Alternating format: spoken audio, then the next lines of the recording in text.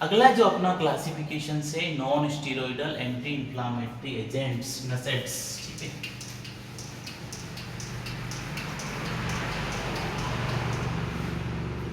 अगला जो है अपना NSAIDs, non steroidal anti inflammatory agents. Inflammation क्या होता है? Local response of the living mammalian tissues to injury due to any agent. जब इंजरी होती है, जब आपको चोट लगती है तो आपका सूजन आता है ना, स्वेलिंग होती है, ठीक है, ओडिमा आएगा, पेन आना शुरू हो जाएगा, तो all of this thing, so ये इन्फ्लेमेशन है, ठीक है। तो it's a body defence reaction, जब आपकी body reactions order to eliminate और limit the spread of injuries agent as well as to remove the consequent necrosis cells and tissues. आपके जो कॉज ऑफ इन्फ्लेमेशन रहती है उसमें आपके फिजिकल एजेंट्स भी रहते हैं, ठीक है। कॉज ऑफ इन्फ्लेमेशन में फिजिकल एजेंट्स की बात करें, आपके फिजिकल एजेंट्स रहेंगे, केमिकल एजेंट्स भी रहेंगे, ठीक है। फिजिकल रहेंगे, केमिकल एजेंट्स रहेंगे, फिजिकल एजेंट्स रहेंगे, केमिकल एजेंट्स रहेंगे, इनफेक्टिव एजेंट्स रहेंगे, इनफेक्टिव एजेंट्स रहेंगे, और अगला जो रहेगा वो रहेगा आपका इम्यूनोलॉजिकल एजेंट।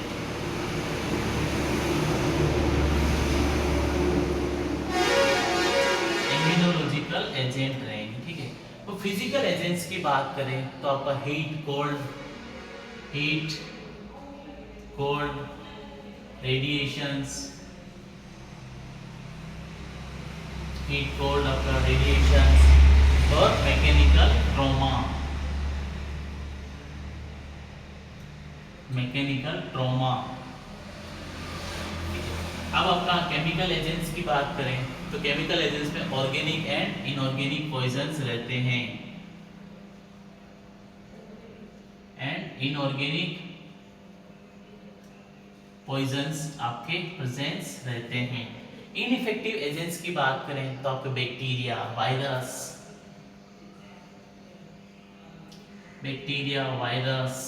ठीक है, बैक्टीरिया, वायरस और एंड टॉक्सिन्स, और बहुत ज़्यादा टॉक्सिन्स आपके प्रेजेंट रहेंगे, ठीक है। अब इम्यूनोलॉजिकल एजेंट्स की बात करें तो उसमें आपकी सेल मीडिएटेड एंटीजन्स रहते हैं, एंटीजन, सेल मीडिएटेड एंटीजन्स रहते हैं, एंटीबॉडी रिएक्शंस रहती है आपकी, एंटीबॉडी रिएक्शंस आपकी रहती है, ठीक है। तो ये जो टाइप्स हैं ये टेक क्या करता है, डिपेंड्स ऑन डिफेंसिव कैपेसिटी के साथ में। अब बात करेंगे इनको ट्रीटमेंट करने के लिए, yes we are using many medicine, हम इनको क्योंकि ये जो आपके एजेंट्स हैं इन्फ्लामेशन कोज वाले, जैसे आपको ठंड लगती है ना या सर्दी गर्मी लगती है तो आपकी क्या है, सेंसरी नर्व्स जो होती है वो सिंबल देती है रिसेप्टर को कि यार मुझे ठंड लग रही है, गर्मी लग रही है, कुछ व्यवस्था कर, पंखा चालू कर। तो ये आपका फिजिकल एजेंट्स हो गया। केमिकल में जैसे आप कोई केमिकल्स कंपोनेंट हो गया, जैसे आपने कोई विषाक्त खा लिया है, टॉक्सिन्स खा लिया है, तो ये इससे क्या है कि ये आपके केमिकल एजेंट में कंसीडर किए जाएंगे। उसके बाद में इन्फेक्टिव एजेंट, इन्फेक्शन जो फैलाते हैं जैसे वायरस, बैक्टीरिया, टॉक्सिन्स, तो इनको अपन इन्फेक्टिव एजेंट्स में कंसीडर करेंगे। और आपका शरीर ही कमजोर है, इस आपका शरीर ही कमजोर है तो अपन उसको इम्यूनोलॉजिकल डिसऑर्डर में कंसीडर किया जाएगा। अब अपन बात करेंगे क्लासिफिकेशंस ऑफ नसेट्स। आपका नसेट्स कितने टाइप का होता है, नसेट्स का क्या क्या क्लासिफिकेशंस हैं, सो जस्ट कौन कौन सी मेडिसिन है जिनको अपन नसेट्स में क्लासिफाई कर रखा है, और that is very very useful, ठीक है। तो फर्स्ट है आपका non selective COX inhibitor. First classification है आपका non selective COX inhibitor. Non selective COX inhibitor में आपका आता है एस्पिरिन, ठीक है। नॉन सेलेक्टिव कॉक्स इनहिबिटर में आता है एस्पिरिन, मिफेनामिक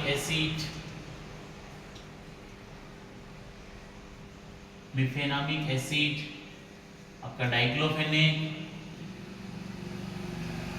डाइक्लोफेनेक सोडियम पोटेशियम, वो अलग होता है। आइबुप्रोफेन, पिरोक्सिकेम, आइबुप्रोफेन, पिरोक्सिकेम, उसके बाद में टिनोक्सिकेम और कीटोरोल, कीटोरोल, ठीक है। सेकंड वन जो आपकी ड्रग्स आएगी वो है प्रेफरेंशियल COX-2 इनहिबिटर,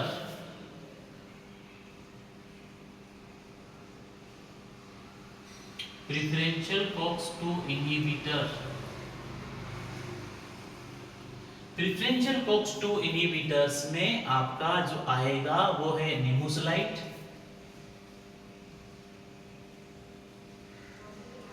निमुसलाइट, मेलोक्सिकेम,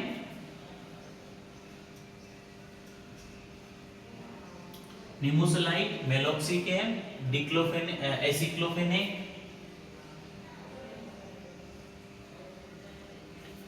अगला जो आपका क्लासिफिकेशन है वो है आपका selective COX-2 inhibitor,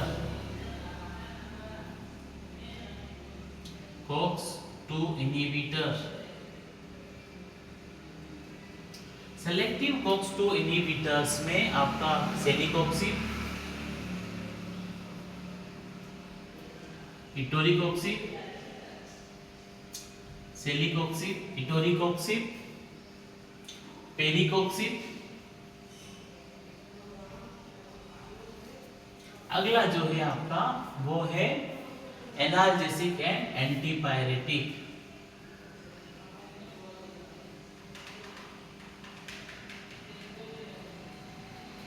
analgesic and antipyretic, उस पे आपका पैरासीटामोल सबसे ज्यादा काम में लिया जाता है। एनाल्जेसिक और एंटीपायरेटिक्स में paracetamol is most probably used.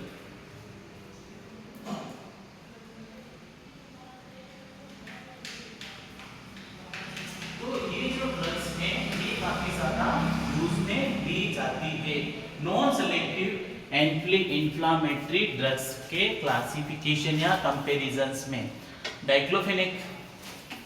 अब अपन बात करेंगे नॉन सेलेक्टिव COX इनहिबिटर्स में। आपका फर्स्ट जो है आपके सिलेबस में है डाइक्लोफेनेक।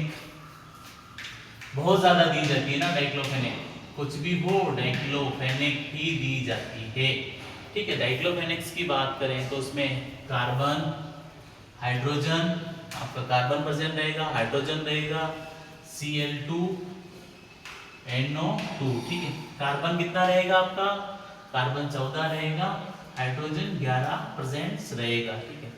तो अब नॉर्मल सी बात करें तो 2,2,6 डाइक्लोरो एनिलीनो फिनाइल एसिटिक एसिड इसका नॉर्मल जो आयुपिक नेम है, ठीक है, आयुपिक नेम है।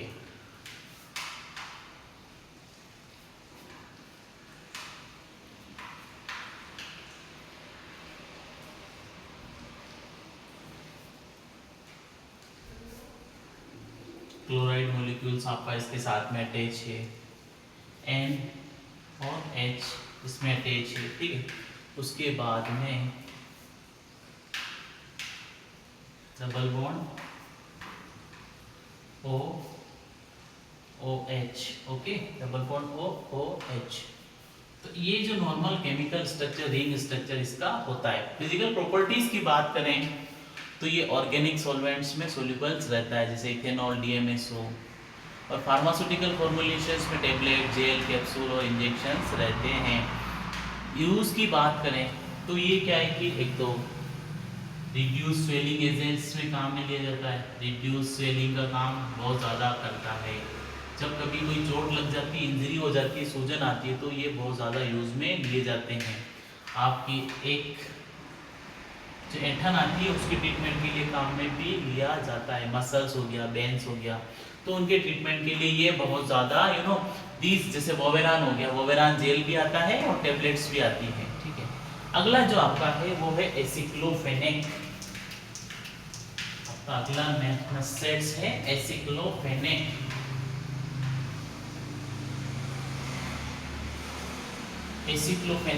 एसिक्लोफेनेक्स में जो आपका आएगा फेनाइल एसिटिक एसिड डेरिवेटिव है नॉन सेलेक्टिव COX इनहिबिटर्स में, जिसमें COX-1 और ये इनहिबिट करेगा COX-1 और COX-2 को, ठीक है। कार्बन, आपका हाइड्रोजन, कार्बन, हाइड्रोजन,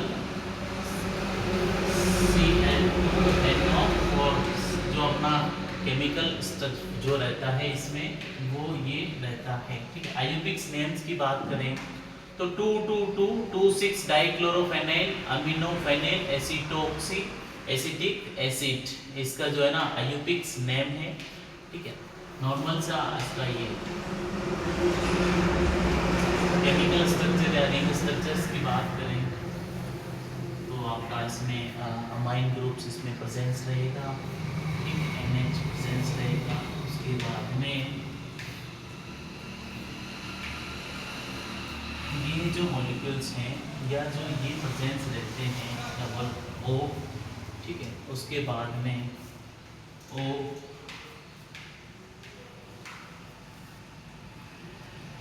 O, ठीक है, O और आपका इसमें एक मॉलिक्यूल अल्कोहल ग्रुप्स का इसमें अटैच रहेगा, ठीक है, एक मॉलिक्यूल आपका अल्कोहल ग्रुप्स इसमें अटैच रहेगा, एक मॉलिक्यूल तो आपका क्लोराइड आयन ClCl। तो ये जो इसका बेसिक केमिकल स्ट्रक्चर रहता है 2,2,2,2,6 डाइक्लोरोफेनाइल अमीनोफेनाइल एसिटाइल ऑक्सी एसिटिक एसिड होता है, क्रिस्टलाइन पाउडर है, ठीक है। पुअर एक्वस सॉल्युबिलिटीज रहती है इसकी, 100 mg टेबलेट अपन इसकी दे सकते हैं।